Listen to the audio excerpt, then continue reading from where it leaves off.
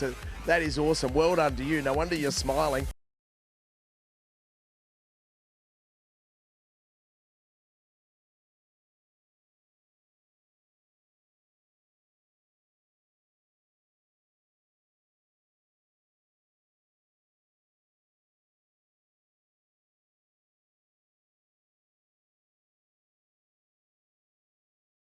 What about this?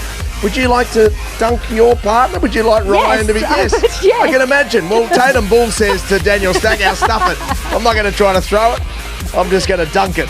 And in he goes, all for charity today. And the Melbourne Racing Club are doing a great job today, raising as much funds as they can for 16 charities throughout the day today. And the Foundation Cup is another opportunity here with these 16 charities racing for $20,000 first prize in the Naturalism Stakes, and what a horse he was. Yeah, and Damien Oliver partnering. Of course, it's a bit of a trip down memory lane seeing Damien Oliver just dominate Caulfield, and we know how he's been so popular. Naturalism was one of his favourite horses. He looks very young there as he's coming back to scale, but absolute star horse. And this is Jungle Edge. He was an absolute mudlark, wasn't he? It was a mudlark's mudlark. Yeah, $1.7 million in prize money, 18 races, and he now is partnering with Riding for the Disabled. He's such a gentle giant, and it's great to see him back here at Caulfield. So it's a Group 3 race. It's the Foundation Cup and all of the charities that you'll see on the saddle cloths.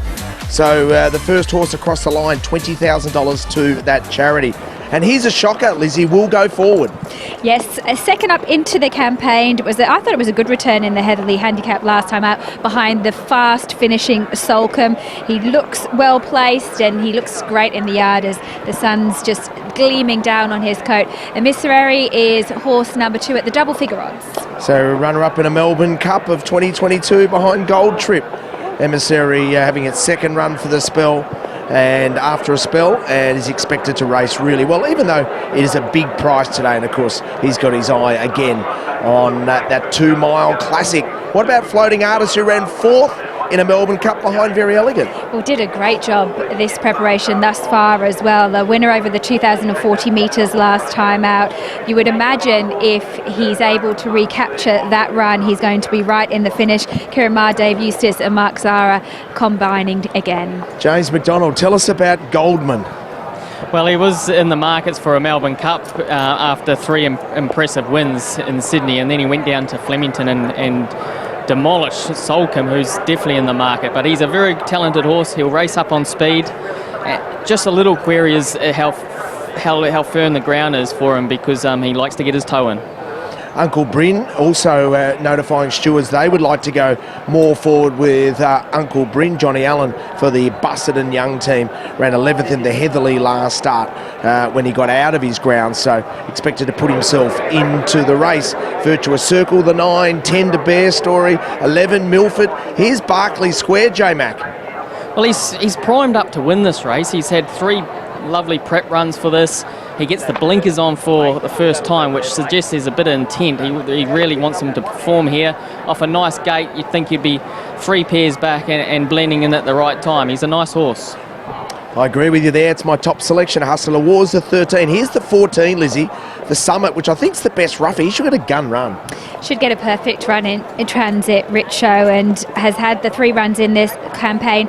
I thought last time out was a really strong effort over the 1,800 metres, and stepping up to the 2,000 should be right up his alley. And number 17 is Alaskan God. Now, Daniel Morton's received a $1,000 fine for not keeping the treatment program and history up to date with Alaskan God. Jamie Carr is riding here, ran really well, I thought, in the fee, and can be a factor in this race. Days, let's have a look at the market. I'm going to go with Shiraz on top. I thought that he looked as though he has presented well. Damien Oliver jumps aboard. I know that he's a horse that probably lacks a little bit of form at the moment, but he just was a standout as far as looks was concerned. He's a 50 to 1 chance here, Lizzie. They will literally build a statue of you if Shiraz can salute. Now, there's a little resaddling going on at the moment, not for any issues in regards to the saddle, Lizzie. It's because the horses had the wrong saddle cloths on. So therefore we've had to have a little adjustment here. And Virtuous Circle was one of those. He's a shocker as another, but the adjustments have been made. They were picked up nice and early, which is good. Yeah, Richo, it happens to the best of us.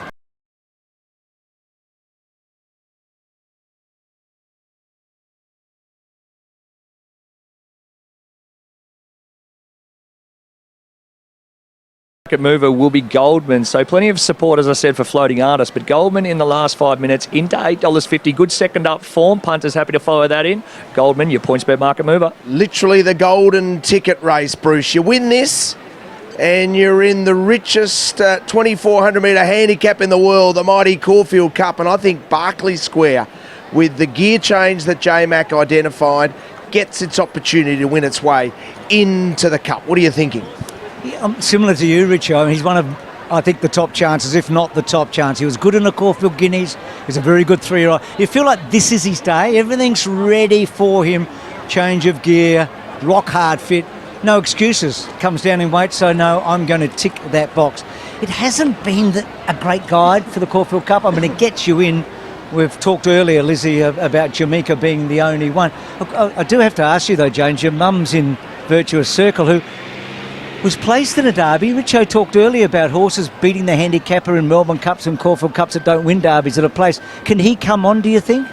Look, he'd have to come on immensely. He might be getting set for a Warrnambool jumps race at the way he's going at the moment. So he's got some head issues? No, he just finds the tracks a little bit firm, and probably the same again today. But he's a nice horse.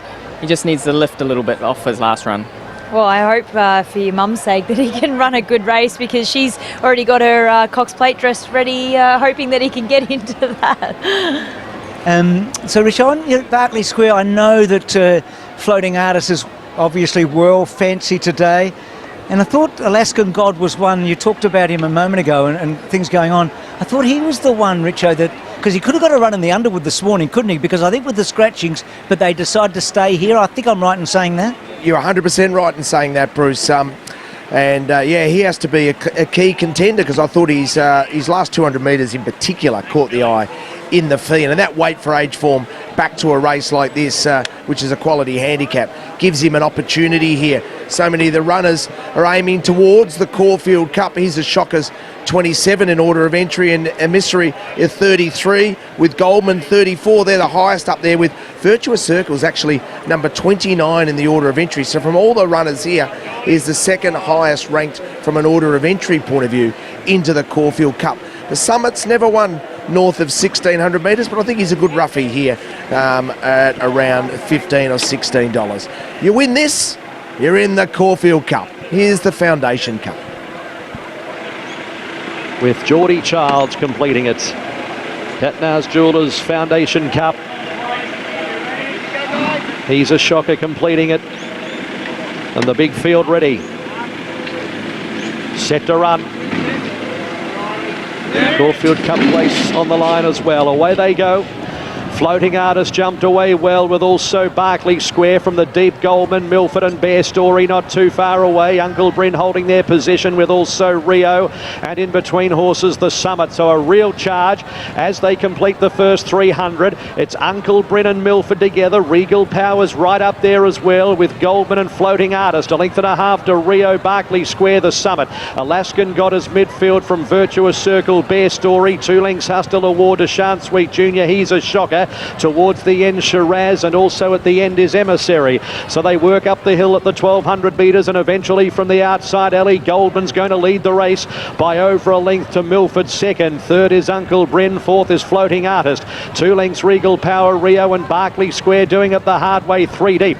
2 lengths to Bear Story, Alaskan God, and he's a Shocker. Further back the Summit, then came to Shan't Sweet Jr. Well back in the field, Virtuous Circle, Hustle of War, and then came Shiraz and Emissary. Through halfway, 1,000 metres to go. Goldman slowed it up, 3/4 of a length in front of Milford. A length and a quarter, Uncle Bryn, Floating Artist. Berkeley Square, fifth, 3 wide exposed. Regal Power between horses. Rio next the inner, then Bear Story, Alaskan God in the second group. Out to wider on the track, Hustle of War, with also He's a Shocker. To Shan't Sweet Jr. hit a flat spot, then the Summit, Emissary, Virtuous Circle and Shiraz. Coming up to the turn, 500 to go. It's Goldman, Milford, Berkeley Square, Satellite after being on a a wide run. Floating Artist hooking out deeper. Uncle Brenner's held up on the fence. Then Regal Power, Alaskan Gods trying to extricate out too. Then Bear Story and the Summit. Barclay Square and Uncle Bryn go for home together. At the 250, it's Uncle Bryn by a length and a half. Barclay Square. Then came Floating Artist, Goldman, Emissary, Alaskan God.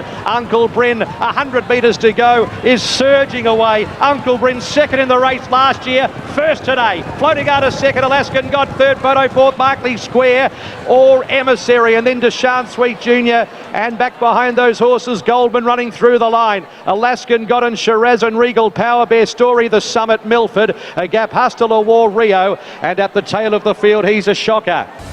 So a real return to form, as Matt Hill said, second last year. He came to a 5 Diamonds and ran pretty well, and he went back to Melbourne and won.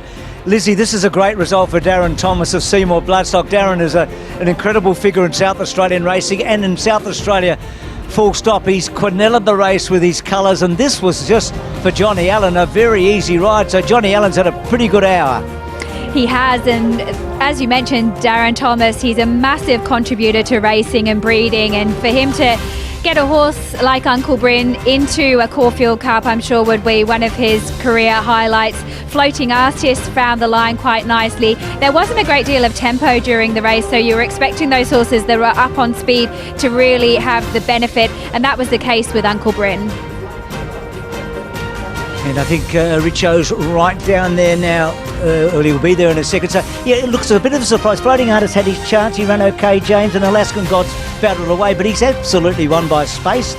Yeah, he has. He was the only horse you'd want to be on the corner, and he's duly saluted, so very good effort. He'll be long odds, you would think, at a Caulfield Cup, but he's got the most important thing. He's got the ticket there. Here's Richo.